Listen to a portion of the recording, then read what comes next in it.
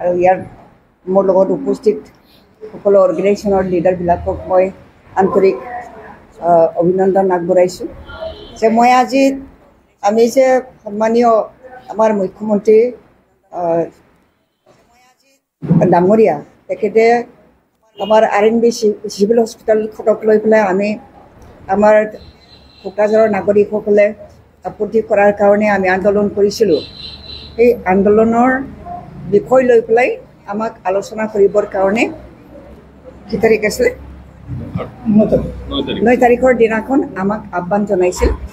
তো সেই পৰিপ্ৰেক্ষিতত মই আপোনালোকক ৰাইজৰ জ্ঞাতাৰ্থে আপোনালোকৰ মাধ্যমেদি ৰাইজৰ জ্ঞাতাৰ্থে মই কিছুমান কথা ক'বৰ কাৰণে আপোনালোকক মই আহ্বান জনাইছোঁ যে আমি সিদিনাখন তাত গৈ পেলাই মিটিং কৰিলোঁ।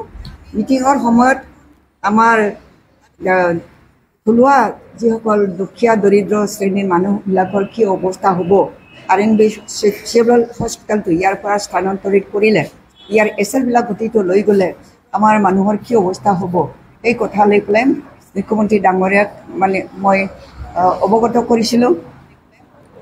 আমি বিষয়টো লৈ পেলাই আমি পলিটিক্স কৰা নাই, ইছ্যুটো পলিটিকেল কৰা নাই। আমি ৰাইজৰ দুখ বেদনাটো অনুভৱ কৰি পেলাই মই আন্দোলনৰ নেতৃত্ব দিছিলোঁ। ইয়াত কোনো দলৰ কথা নাই, কিন্তু কিছুমান অৰ্গেনাইজেশ্যনৰ কথা আছে। অৰ্গেনাইজেশ্যনসকলে আহি পেলাই মোক লগ দিছে, সেইকাৰণে তেওঁলোককো মই আন্তৰিকভাৱে ধন্যবাদ জ্ঞাপন কৰিছোঁ। আমাৰ বনচু আছে, আটচু আছে, গাঁওবুঢ়া সন্থা আছে, তাৰপিছত কোকৰাঝাৰ নাগৰিক মঞ্চ আছে, আসাম সাহিত্য সভা আছে, আৰু সিটু আছে। সিটু এই দাদা নেতৃত্ব দিছে। বিভিন্ন অৰ্গেনাইজেশ্যনে মোক আমাৰ আন্দোলনত মানে নেতৃত্ব দিছে। এই গতিকে আমি একেলগে যৌথভাৱে মিলি পেলাই চিভিল হস্পিটেলটো ইয়াৰ পৰা স্থানান্তৰিত কৰাটো আমি বাধা দিছিলোঁ। কিছুমান 5টা ডিপাৰ্টমেণ্ট ইতিমধ্যে ক্ল'জ কৰিছে, সেইটো কথা মই হস্পিটেলত গৈ পেলাই গম পাইছোঁ। গম পোৱাৰ লগে লগে মই ধৰ্ণাত বহিছোঁ। মই কাকো মাতা নাই, মই নিজে বহিছোঁ। তাৰপিছত সকলে মানে খবৰটো পাই পেলাই সকলে আগবাঢ়ি আহিছে।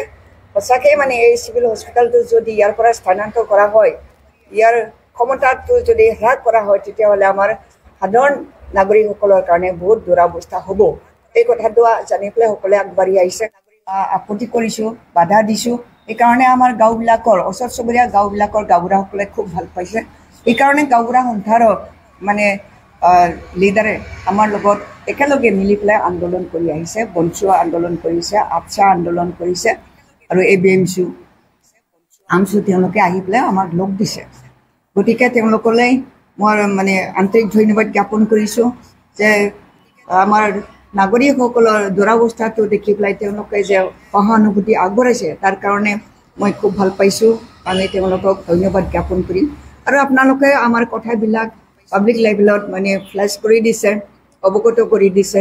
সেইকাৰণে ৰাইজেও গম পাইছে, সকলোৱে খবৰ লৈছে, সকলোৱে দুখ কৰিছে। যদি হস্পিটেল ইয়াৰ পৰা যায় আমাৰ ৰাইজৰ কাৰণে সুবিধা হ'ব, এই কথাটো অনুভৱ কৰিছে। সেইকাৰণে মোক সাহস দিছে, ৰাইজৰ ফালৰ পৰাও মোক সাহস দিছে, বিভিন্ন এংগলৰ পৰা মোক সাহস দিছে। সেইকাৰণে মই আগবাঢ়ি গৈছোঁ। মই মোৰ লিডাৰৰ পৰাও মানে লিডাৰকতো মই অৱগত কৰা নাই। মোৰ লিডাৰ বুলি ক'লে আগ্ৰামা মহিলাৰ ডাঙৰীয়া হয়, তেখেতক মই জনোৱা নাই, মই নেতৃত্ব দিছোঁ। কাৰণ এইটো ৰাইজৰ ডিমাণ্ড হয়। ৰাইজৰ ডিমাণ্ডটো আমি পিক আপ কৰিব লাগিব, ল'ব লাগিব, হাতত তুলি ল'ব লাগিব। সেইকাৰণে মই হাতত তুলি লৈছোঁ। বিভিন্ন এংগলৰ পৰা বিভিন্ন দলে, কিন্তু ৰাজনৈতিক দলে আমাক আজি BTCখনক যিসকলে চলাই আছে, তেওঁলোকে আমাক ক'ব বিচাৰিছে যে আমি পলিটিকেল কৰিছোঁ, ৰাজনীতি কৰিছোঁ। আমি কৰা নাই, ৰাজনীতি নহয়। ৰাইজৰ বেদনা, যিটো এই বেদনাটো অনুভৱ কৰি পেলাই আমি আন্দোলন কৰিছোঁ। যে সেইটো কথা মাননীয় মুখ্যমন্ত্ৰী ডাঙৰীয়াও বুজি পাইছে। সেইকাৰণে আমাক তেওঁ মিটিঙত 9 তাৰিখৰ দিনাখন মাতিছিল। তো আমি গ'লোঁ, গৈ পেলাই কথাটো তেখেতক বুজালোঁ। তেওঁ মানে আগতীয়াভাৱে তেওঁ বুজি লৈছে। আমি মেমৰেণ্ডাম তেখেতলৈও পঠিয়াইছোঁ। গতিকে বেছি সময় তেওঁ এইটোক লৈ পেলাই আলোচনা কৰা নাই। তেওঁ আমাক অৱগত কৰিলে যে এই মেডিকেল কলেজখন আমি বৰ্তাই ৰাখিব লাগিব, জীয়াই ৰাখিব লাগিব। গতিকে শক্তিশালী কৰিবৰ কাৰণে চিভিল হস্পিটেলৰ সহায় লাগিব। এই কথাটো তেওঁ কৈছে তো তেওঁ আমাক কথা দিলে যে 2 বছৰ সময় আমি তেওঁক যাতে দিব পাৰোঁ তাৰ কাৰণে আমাক তেওঁ অনুৰোধ কৰিছে তো আমি মানিছোঁ 2 বছৰ সময় যদি আমাৰ চিভিল হস্পিটেলৰ এছেটসকলক লৈ পেলাই যদি তেওঁ মেডিকেল কলেজ চলাব বিচাৰিছে আমি মানিছোঁ অলপ ইয়াৰ ক্ষমতাটো হ্ৰাস হ'ব পাৰে 2 বছৰ তেওঁ লোৱাৰ কাৰণে মই সহমত হৈছোঁ 2 বছৰ টাইম সময় আমি তেখেতক দিম আৰু তেওঁ যিবিলাক এছেট ইয়াৰ পৰা লৈ গৈছিল তেওঁ গম পোৱা নাই বুলি আমাক অৱগত কৰিছে তেওঁ আহি পেলাই চাব চিভিল হস্পিটেল ভিজিট কৰিব কি মেচিনাৰীবিলাক ইয়াৰ পৰা লৈ গৈছে তেওঁ বুজ ল'ব বুজ লোৱাৰ পিছত সঁচা অৰ্থত যদি লৈ গৈছে তেতিয়াহ'লে তেওঁ আমাক প্ৰতিশ্ৰুতি দিছে যে অহা আগষ্ট মাহৰ 15 তাৰিখৰ আগে তেওঁ এইবিলাক চিভিল হস্পিটেললৈ ঘূৰাই দিব আমাৰ কথা হ'ল চৰকাৰৰ ওচৰত আমাৰ আবেদন হৈছে যে মেডিকেল কলেজৰ কাৰণে যিখিনি মেন পাৱাৰ লাগে মেন পাৱাৰটো তাত দিব লাগে যিখিনি মেচিনাৰী লাগে চিকিৎসাৰ কাৰণে যিখিনি মেচিনাৰী লাগে এই মেচিনাৰীবিলাক ইয়াত দিব লাগে মেডিকেল কলেজত দিব লাগে তেনেকৈ কৰিলেহে আমাৰ মেডিকেল কলেজটো শক্তিশালী ৰূপত থিয় দিব পাৰিব এতিয়া মানে এনেকুৱা হৈছে যে পেচেণ্টবিলাকে তাত যায় আশা কৰি পেলাই যায় মেডিকেল কলেজ হৈছে তাত বহুত ডাক্তৰ থাকিব এই বুলি ভাবি যিসকল পেচেণ্ট তাত যায় কিন্তু তেওঁলোকে তাত চিকিৎসা দিব নোৱাৰে বেলেগ মানে কি বুলি কয় নাৰ্ছিং হোমত তেওঁলোকে ৰেফাৰ কৰিবলগীয়া অৱস্থাত হৈছে মই তেওঁলোকক দোষাৰোপ নকৰোঁ আমাৰ এডমিনিষ্ট্ৰেশ্যনক মই দোষাৰোপ নকৰোঁ যদি কেপাচিটি নাই তাত চিকিৎসা দিবৰ কাৰণে কেপাচিটি নাই তেতিয়াহ'লে তেওঁলোকে আমাৰ প্ৰাইভেট কি বুলি কয় হা নাৰ্ছিং হোমবিলাকত তেওঁলোকে পঠিয়াবলগীয়া হয় আৰু বেছিকৈ কি কৰে বৰপেটা মেডিকেল কলেজলৈ তেওঁলোকে ৰেফাৰ কৰে সাধাৰণ মানে পেচেণ্টক সাধাৰণ বেমাৰীসকলক বৰপেটালৈ পঠিয়াবলগীয়া হয় সাধাৰণ অপাৰেশ্যন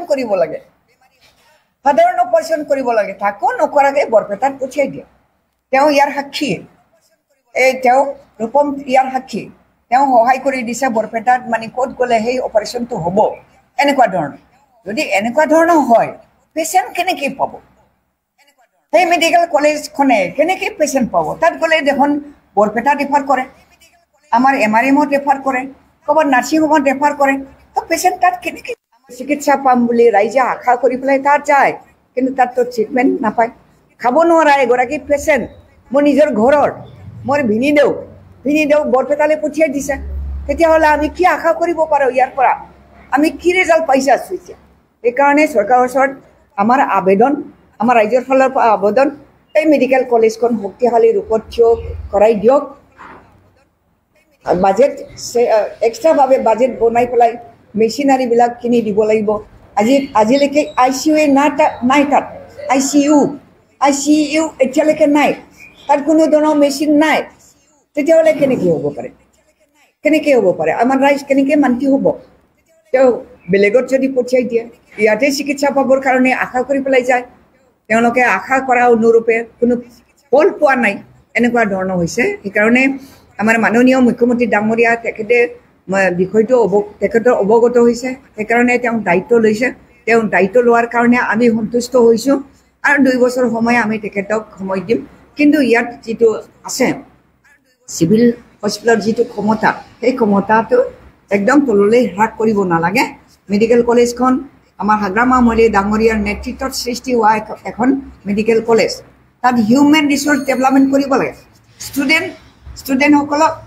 শক্তিশালী ৰূপত এগৰাকী মানে ভাল ডক্টৰ বনাব লাগে সেইটো তেওঁলোকে গুৰুত্ব দিয়ক মেডিকেল কলেজখনে গুৰুত্ব দিয়ক আমি সেইটোৱে আশা কৰিছোঁ মেন পাৱাৰ বৃদ্ধি হওক আমাৰ সংখ্যা বৃদ্ধি হওক সেইটোৱে আমি বিচাৰিছোঁ হস্পিটেল তাত যোৱাৰ কোনো দৰকাৰ নাই যদি প্ৰেক্টিকেলৰ কাৰণে দৰকাৰ আছে তেতিয়াহ'লে আমাৰ BTC চৰকাৰে সেই সুবিধাটো কৰি দিয়ক তাৰ পৰা ইয়ালৈ ডাক্তৰসকল অহা যোৱাৰ কাৰণে যিকোনো মানে মেচিনাৰী ইয়াত আহি পেলাই চিকিৎসা কৰিবৰ কাৰণে প্ৰেক্টিকেল কৰিবৰ কাৰণে সুবিধাটো কৰি দিয়ক দিল্লীৰ চৰকাৰে যদি সকলো নাগৰিকসকলক ফ্ৰীলি যদি মানে অহা যোৱাৰ কাৰণে ফ্ৰী কৰিব পাৰে উইদাউট পইচা ট্ৰেভেল কৰিব পাৰে দিল্লীৰ চৰকাৰে যদি এটি কৰি দিব পাৰে সেই আদৰ্শটো আমাৰ ব্ৰিটিছ চৰকাৰে অনুকৰণ কৰক তেতিয়াহ'লে আমি সন্তুষ্ট হ'ম ইয়াত একো অসুবিধা নাই ইয়াৰ পৰা মানে 5-6 কিলোমিটাৰ দূৰত আছে বেছি দূৰততো নাই